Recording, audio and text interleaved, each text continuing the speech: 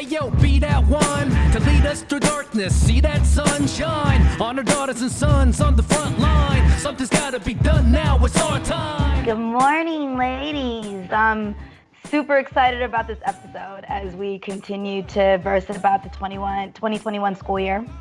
In episode 4, we started to converse about the significance of establishing school and classroom culture, identifying ways to connect and build relationships this school year. Then we spoke to some kiddos about how they were feeling about 2021 thus far, and then versed about that in episode number 5. So today's episode is dedicated to our teachers. We spoke to some teachers in our lives, all serving students through 100% distance learning model. We serve on our front lines, and they truly embody what Be That One is all about. I'm just in absolute awe of their hustle, their passion, their commitment to our students and families during this school year. And I'm just hopeful about our future, knowing that they, along with their colleagues and teachers just across the country, are serving as that one in the lives of our youth. And Abby, your interview with Adriana, she had me smiling so hard when she was talking about beatboxing, talking to the kids about the elements of hip hop. We had a community circle, a closing community circle. So I was like, okay, let's just have a conversation. Somehow the conversation ended up morphing and everyone ended up beatboxing and laughing and smiling. We also started talking about, hip hop and some of the elements of hip hop and what that means. I got to see how many hip hop fans we have, and it's just amazing, and that was like a 20-minute conversation that we had together. And it went from, what are you doing this weekend, to an awesome hip hop demonstration from one of my students. Just like I'm in awe of her and all of our teachers, she is in awe of her students, and that's what's really driving her, her persistence. I've known Adriana for close to 20 years. She's my sister's best friend, and so I know of her passion for her students and her diligence in making sure that she's providing a safe and inviting environment to all of her students. But it was real when I got to sit down with her and talk to her about her experience with distance learning. And I think what my biggest takeaway from that was, she there are already a lot of challenges that the students face in our classroom, right? In terms of, accessibility to food and homelessness and special abilities. And so similar to, the teacher that you interviewed, on top of that, now they're having to worry about technology issues. And what I found to be most profound in that conversation was this idea of when you're a classroom teacher, you have your controlled space. And, we were told all the time, yes, there are a lot of challenges that our students come into the classroom with, right? But when they're in your classroom, you have to capture that moment and make sure that you're doing the best for your students, right? That is the time that you have control. And right now, that's not a reality for our teachers. They don't have control of the time that they're in the classroom with them. As educators, her number one goal is to assure that all her students are ready for that first day. Because this, as my child's pediatrician said, this is not the new normal. This is a new weird. And during this new weird time, her number one goal was for those kids to have some sense of normalcy and community, bringing it back to building that community from day one. When I was talking to her, she mentioned this idea of resiliency for her students. And I'm like, the resiliency for the teachers. And Marissa also mentioned that in her conversation with Christine, right? For administrators, for parents, for students who are old enough to start to do the reflection, your teachers are doing their best because they are made of resilient stock, because they want to be their best for you. We've never approached anything half-assed. We've never approached anything to where, I'll just do a little bit. I'll just do kind of. No, we are constantly trying to innovate and move forward. And if anything, I've seen my colleagues, the ones that inspire me the most, rise to this challenge.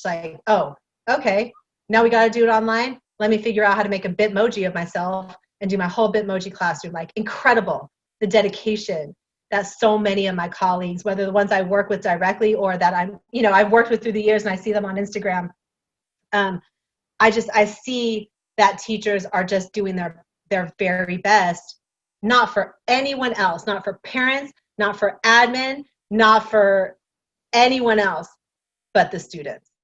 When you're actually talking to teachers and you understand the complexity of the work that they have to do, that you realize that the resiliency that teachers need to have in order to make that connection with students, which I think they've both said that it was very crucial, right? To make sure that they're creating a safe space, even with all these like glitches and technology challenges, and to be able to build on what they on students that they've never met, right? They've never seen, and they actually, as Diana mentioned at the very end, like, I can't wait to meet them. I can't wait to be able to, I don't know, I can't even say high five, you know, just to be able to share that energy physically and see like how much more we can do this school year. How much more can we learn, you know, together?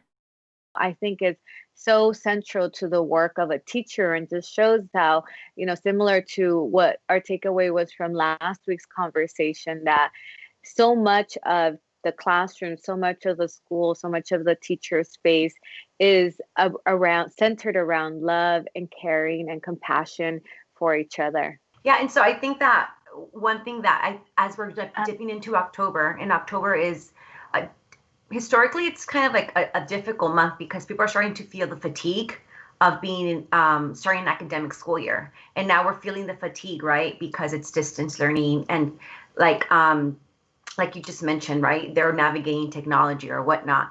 I was able to sit in a conference called a conference earlier this week. And one of the panelists was, and shout out to Dr. Victor Rios from UC Santa Barbara. He talked about meeting parents where they're at, right? Because now what we're seeing is that kids are not logging on. And one thing that Dr. Rios mentioned is having like these opportunities for convivios, to have an opportunity to really kind of bring together the community and meet them where they're at. And I think Adriana did a really good job, and she's doing an amazing job. And I'm sure she just told us like bits and pieces of what she's doing to make sure that kids are feeling like they're part of their community. But she's also creating a space, because she said it when you spoke to her, that she took a lot of time before school started to call families individually. I did a lot of work at the beginning of the school year, making sure to reach out to parents, trying to connect them to, I use Class Dojo, an app that's used to communicate with families. The app is growing as well, so there's a lot of new features. It's just the most convenient way for me to be able to communicate with parents, because it's like sending a quick text message. They can send it to me, they can send pictures. So it's been really helpful. But again, not all families have access to that, so there's also some families that I do have to make the phone calls for, because they don't have access to the technology or the knowledge, or feel confident enough to even navigate the technology.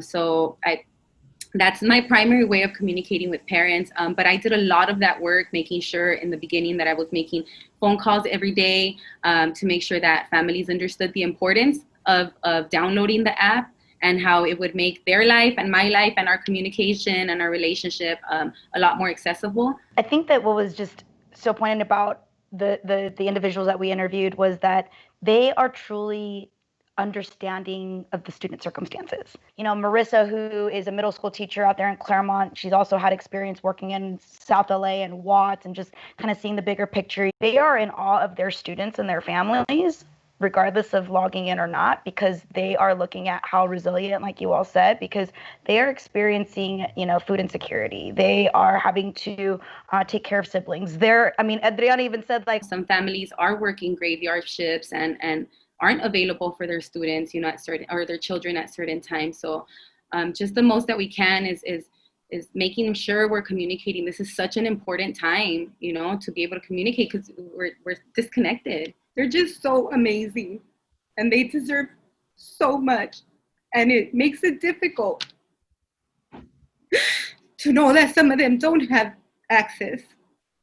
It makes it difficult to know that some of them don't even have a quiet space because of whatever challenges they're experiencing, whatever experiences their families have. Knowing that the students have so many different factors that are impacting them, our teachers are showing up, because the teachers have so many factors that are impacting them too, but they're thinking about their students and they're like, what can I do to plan? What activities can I engage the students with to make them want to show up? Because the kids will attend. They will figure out this way. I think if we really focus on those elements. She is connecting with her students, making sure that she's reaching them culturally, so her curriculum being culturally relevant, but also making sure that the students understand that they're bringing something to the conversation and bringing something to the space and the learning. I think a lot of my pedagogy and my educational philosophy has to do around that, having it be student led.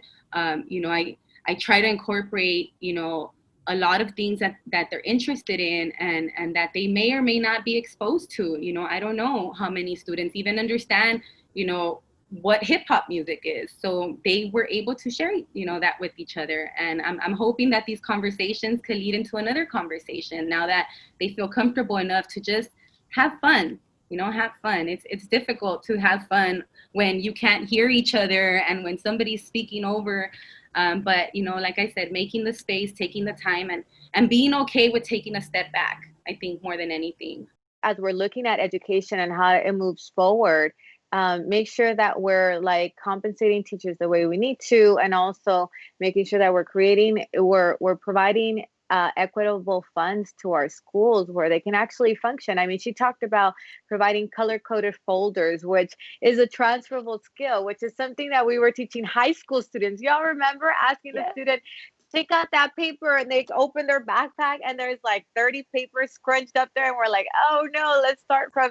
But she's teaching that skill set from 3rd grade, right, of how to be organized and how to be controlled, which I thought, brought me back to my teaching days of thinking, how do we make sure that all these transferable skills around communication, around organization, critical thinking, which, she also, that was one of my favorite parts of the conversation was we have specific materials that we use for every topic. And part of that is teaching 3rd graders, how to be more responsible and organized. So we use a color code system in my classroom.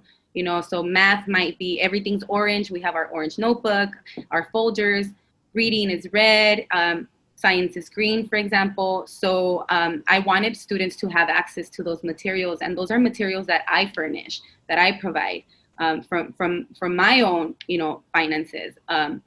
And that's something that I do every year. So I wanted to make sure that these students, even though they were receiving instruction in the home, also had that access.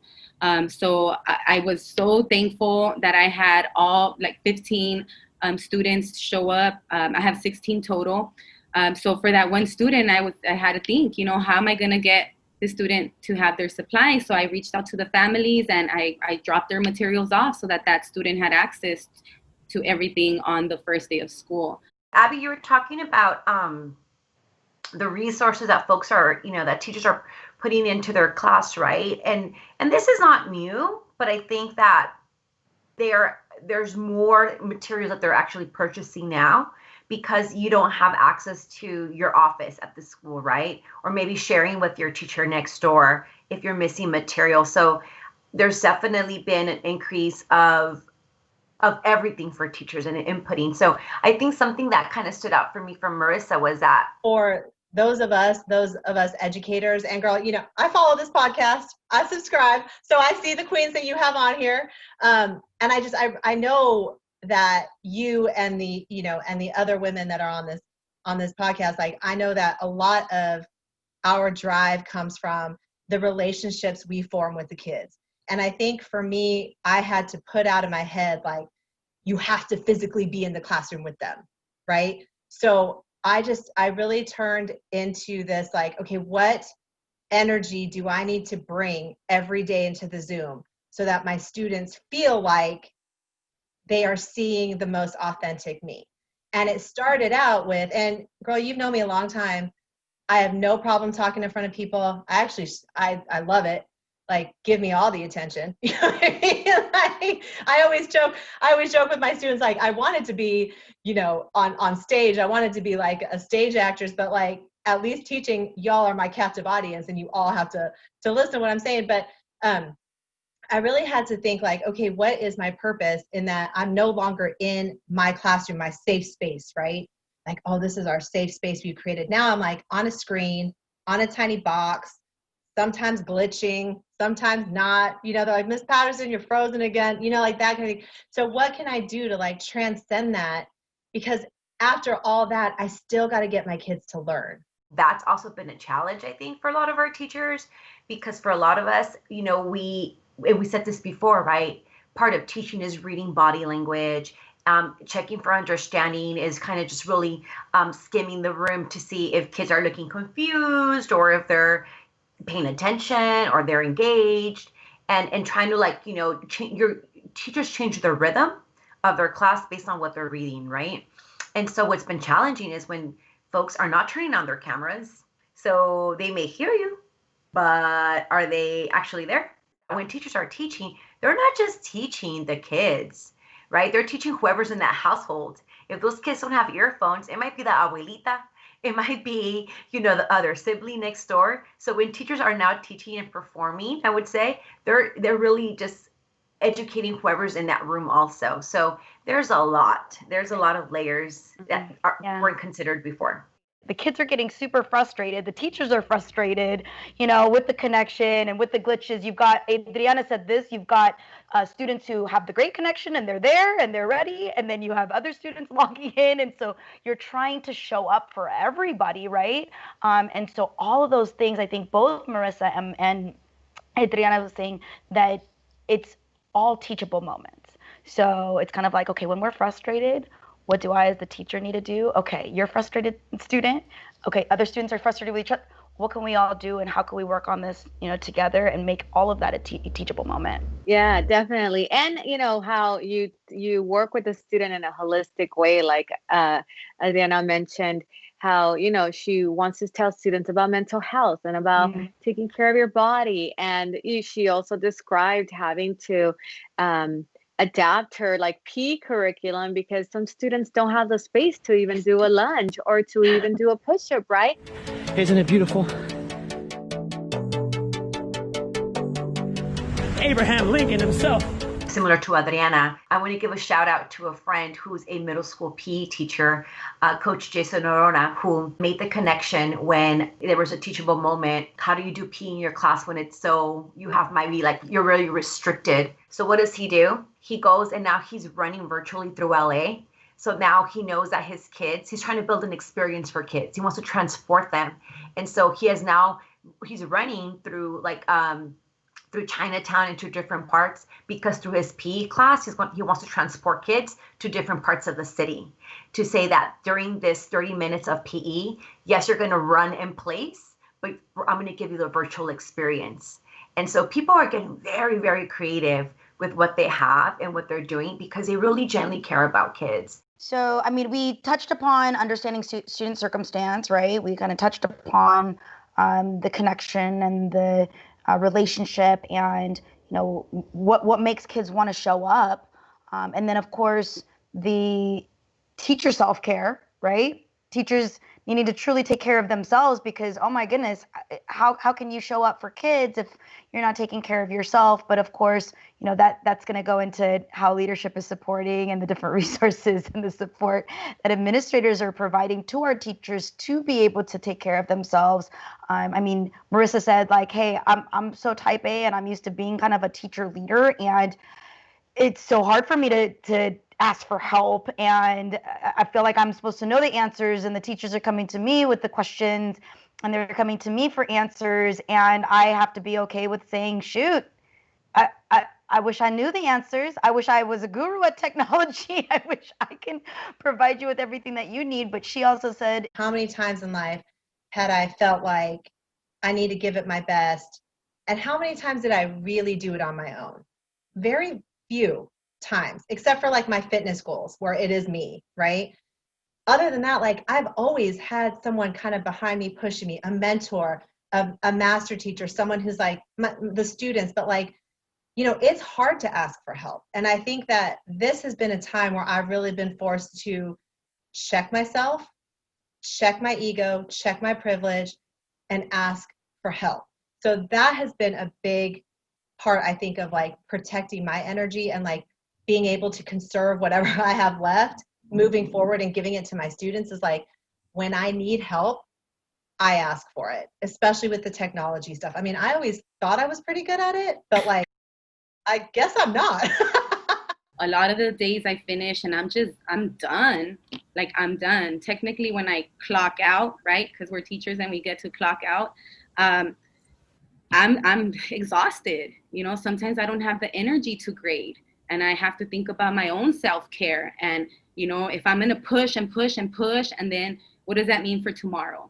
You know, am I going to be fully available for my students? Am I going to be able to take advantage of all these teachable moments or make fun memories, you know, during our virtual learning? Our teachers are amazing, and they're rising up to the occasion. And if maybe you are a teacher or an administrator or a counselor and you feel like someone's not rising up to the occasion, you know, check in with them. And that might be because they don't want to. It's because, do they know technology? Are they mentally, with their mental health, doing okay? And I think this is definitely where we really need to really walk the walk and not just talk about self-care. It's tough. It's a daily struggle. And I think that's why Adriana and I get chills just thinking about it too. And Marisa too, when they're talking about their kids and what their wish is for this school year. It's emotional. It's personal, because it's a building, the community that they're building together. And they want the best for those kids, and they want the best for themselves too. And they know that if you don't connect and if you don't have empathy, we're not going to move forward. And that's all that we can do right now. So I would just say, let's check on one another. Let's check on our educators, and our teachers are killing it. And I love the empathy that Adriana shared about administrators when I asked her, like, what do you want administrators to know, or what do you want parents to know? And she said, it's difficult to answer that because I don't know what struggles administration are going through as well. So, I mean, I understand, you know, their typical things that they experience, but I think the thing that we have to remember is we all have to work as a team. We have to be flexible and understanding, and just think, you know, we're all learning through this. This is brand new to everyone. And there's going to be different challenges that we're going to face, you know, and the challenges look different every day. You know, everybody comes in different every day. When we always push to perform your best, you know, and have that golden ticket lesson. But our best looks different every day. Mm-hmm. And I think keeping that in mind, and appreciating what everybody's bringing to the table for that specific day is really important. I'm cheering our teachers on. I don't know that there's any teacher that would say that they don't want to go back into the classroom and to be with their students and to be able to share those experiences and to have a safe and controlled environment for them, at least while they have them in their classrooms. But I also know that, you know, they're not comfortable yet going back to the classroom environment. Well, yeah, I mean, Marissa kind of spoke upon that, and she's like, I haven't really heard anything that makes me think like, yep, safe to go back. Although she says that like even Adriana said, like it's a day to day. Like she's like, there's some days where it's like, put me in plexiglass, put me in a box, and please let me go back because I want to see the kids. I want to meet the kids who I've never even met before in person, who don't even know how tall I am, you know, who only know me from like shoulder up. I want to be able to engage with them, feel their energy. But at the same time, she's like, I always have to think about like, what is best for kids? What's going to keep us all safe? So I think final thoughts would definitely come from our teachers. The most important thing to know about the teachers, the most important thing to remember about us is that we are 100% made of resilient stock. That's why we got into this profession, because not a whole lot scares us. Not a whole lot makes us back down. In fact, when we hear that there's something that needs our attention, we run to it. There's a reason why the kid that causes the most ruckus in class is the one that gets our attention, because we want to figure out what is going on there. How can I like play a role in this child's life, right? I'm working hard, and I have colleagues that are working even harder, and it breaks my heart to hear about some of the emails that they get. And I just feel like if we could all recognize now, especially in this capacity, that we are doing our absolute best, we're a profession that always has budget cuts, you know, the active shooters, the school shootings, like, you know, the politics that have affected our profession. We've never let it take us out. And this is this is just another thing that's just going to prove our resiliency. So when talking to teachers, like, thank them, think about them, know that they're doing their best and they're always coming with best intention. You know, and I would just say, like, also the other thing to remember is just that, you know, I don't know, that, like, we love the students, you know, that was the other important thing I think to remember. Like, we love our students, and it breaks our hearts to be away from them as much as it breaks parents' hearts to have them home all day. What wish do you have for your students for this year? To keep being awesome. They're amazing. I'm getting emotional. So it would be to keep being awesome, to bring that awesomeness every day. And every day they tell me, Miss, we want to see you. We want to be there. So that's awesome, because again, I'm working so hard and trying to get them to trust me, to build that community. So to know that just having these conversations with them, whether they're challenging conversations or loving conversations, to know that they're already feeling that they feel like they're in community. They've made their own classroom norms. They are creating their own safe space. And I think that being able to do that virtually is awesome, you know? So I can't wait. I can't wait to meet them. I can't wait to be able to, I don't know, I can't even say high five, you know? Just to be able to share that energy physically and see, like, how much more we can do this school year. How much more can we learn, you know, together? I know we're shouting out teachers, but I also want to shout out our students who also show up because, you know, they're yearning to learn and they want to be in the schools too. And so I know that I just want to acknowledge that, you know, our students are putting in some work too. Absolutely. And just continue to follow this series. During this series, we really wanted to focus on what it was to be back to school in 2020 during distance learning, and really taking a deeper look into the experience that our students are going through, our teachers are going through, and we'll be talking to our parents, counselors, and admin as well. So thank you so much for joining us all on Be That One. Remember to click to subscribe to our YouTube channel and follow us on IG at BeThatOne_podcast, along with at Twitter at BeThat1podcast. Comment with any feedback and input. Check out resources listed. Feel free to email bethatone.podcast@gmail.com with any topics you want us to discuss and questions you may have. Share resources. We are definitely a collaborative network here. So until next time, this is Christine. This is Abby. And Erica.